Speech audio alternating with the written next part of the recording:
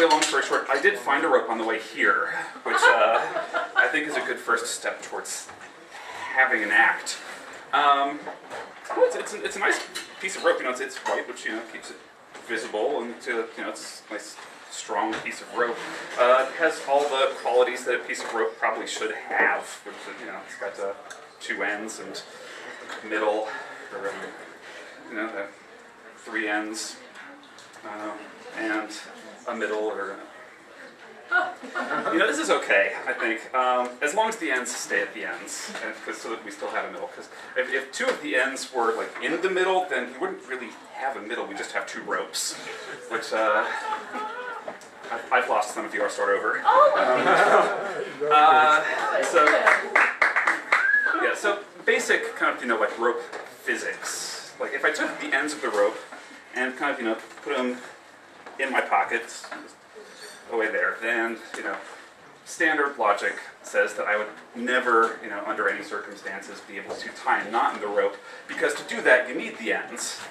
And likewise, I would never be able to, undo that knot, because as mentioned previously, there are no ends on this rope, right?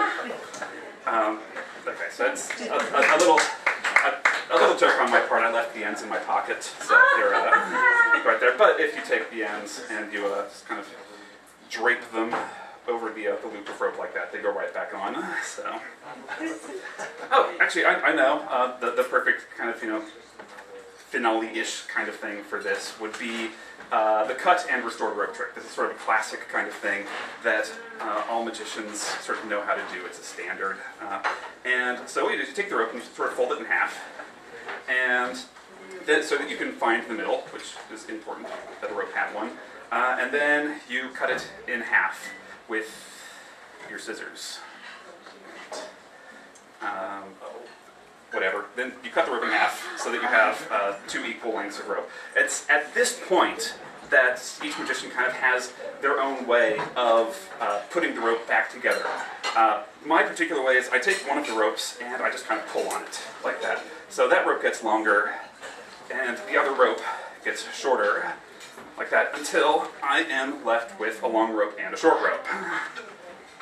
And it's still not completely together at this point, but if you take the short rope and just kind of, like wrap it around the long rope, kind of like this, you can just sort of like work it back in, kind of like that, which does leave a knot, but if you untie the knot, then you have the rope. And that is